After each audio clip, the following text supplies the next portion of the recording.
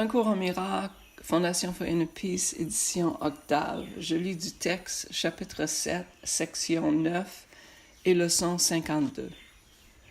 Section 9. L'extension du royaume. Toi seul peux limiter ton pouvoir créateur, mais Dieu a pour volonté de le libérer. Ce n'est pas plus sa volonté que tu te prives de tes créations que de se priver lui-même des siennes. Ne refuse pas tes dons à la filialité, sinon tu te refuses toi-même à Dieu.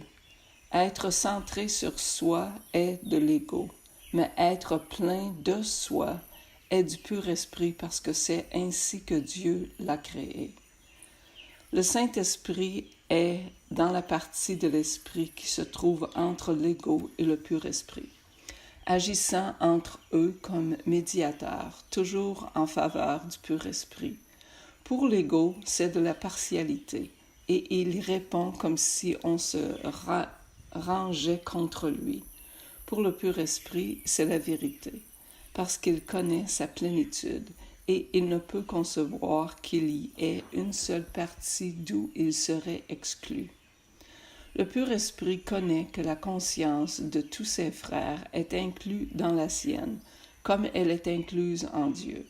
Par conséquent, la puissance de la filialité tout entière et de son Créateur est la propre plénitude du pur esprit, qui rend ses créations également entières et d'une égale perfection.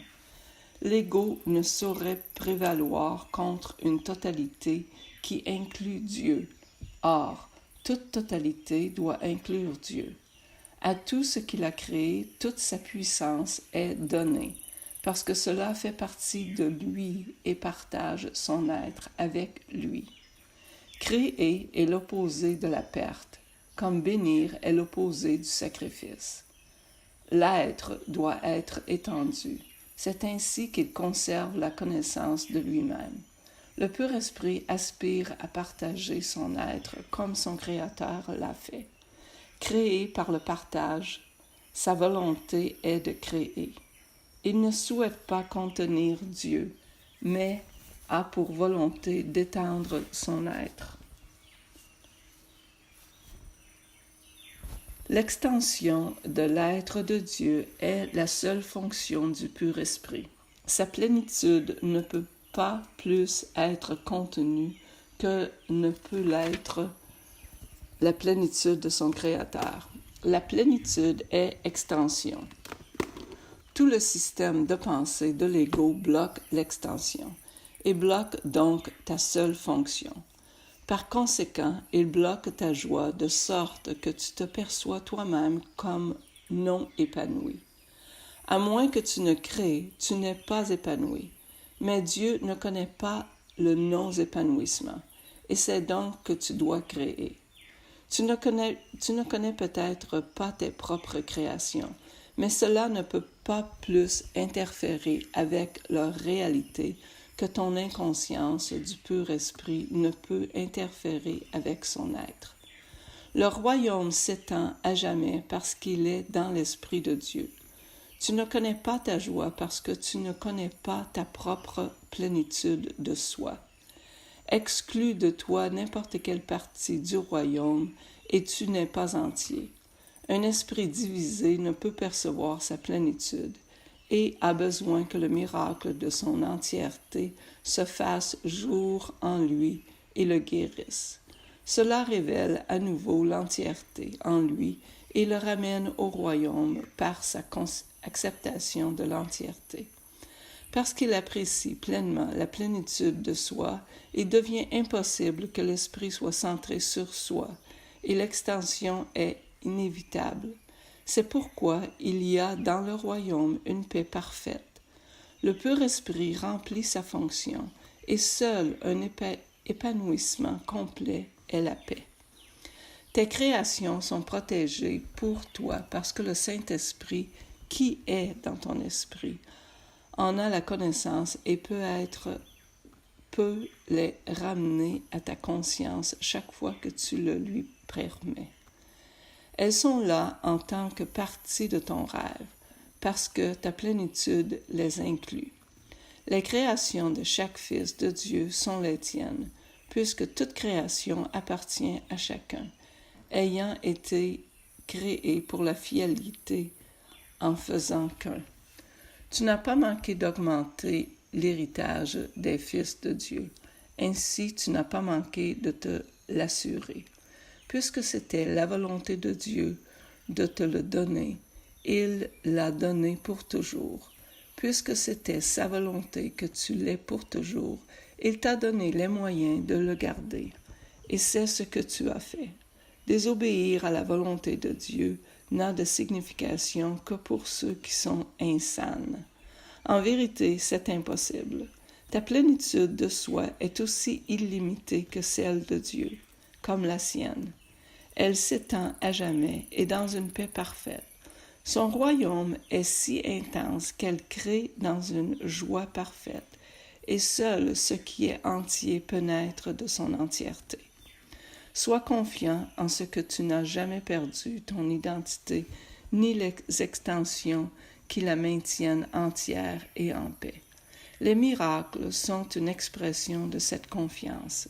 Ils reflètent à la fois ta propre identification avec tes frères et la conscience que ton identification est maintenue par l'extension. Le miracle est une leçon de perception totale. En incluant n'importe quelle partie de la totalité dans cette leçon, tu as inclus le tout. Et maintenant, leçon 52. La revision d'aujourd'hui couvre ces idées. Je suis contrarié parce que je vois ce qui n'est pas là. La réalité n'est jamais effrayante. Il est impossible qu'elle puisse me contrarier. La réalité n'apporte que la paix parfaite. Quand je suis contrarié, c'est toujours parce que j'ai remplacé la réalité par des illusions que j'ai inventées. Les illusions sont contrariantes parce que je leur ai donné réalité et qu'ainsi je considère la réalité comme une illusion. Rien dans la création de Dieu n'est affecté en aucune façon par ma confusion. Je suis toujours contrarié par rien. 2. Je ne vois que le passé. Quand je regarde autour de moi, je commande le monde que je regarde. J'appelle cela voir. Je reproche le passé à chacun et à chaque chose, et j'en fais mes ennemis. Quand je me serai pardonné et me serai souvenu qui je suis, je bénirai tous ceux et tout ce que je vois. Il n'y aura pas de passé et donc pas d'ennemis, et je regarderai avec amour tout ce que je manquais de voir auparavant. 3. Mon esprit est préoccupé de pensées passées. Je ne vois que mes propres pensées, et mon esprit est préoccupé du passé.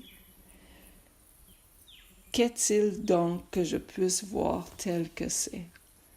Que je me souvienne que je regarde le passé pour m'empêcher le présent de se faire jour à mon esprit.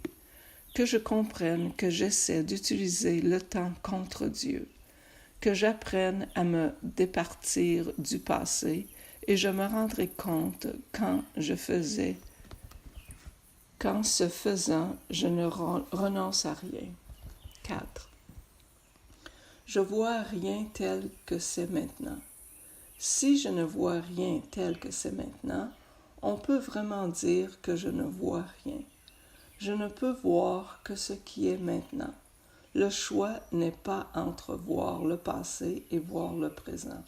Le choix est simplement entre voir et ne pas voir. Ce que j'ai choisi de voir m'a coûté la vision. Maintenant, je voudrais choisir à nouveau enfin de voir. Mes pensées ne signifient rien. Je n'ai pas de pensées privées. Or, ce n'est pas les pensées privées dont je suis conscient. Que peuvent signifier ces pensées? Elles n'existent pas. Ainsi, elles ne signifient rien. Or, mon esprit fait partie de la création et partie de son Créateur. Ne préférerais-je Ne préférerais-je pas me joindre à la pensée de l'univers plutôt que d'obscurcir tout ce qui m'appartient réellement avec mes pitoyables et insignifiantes pensées privées? Merci.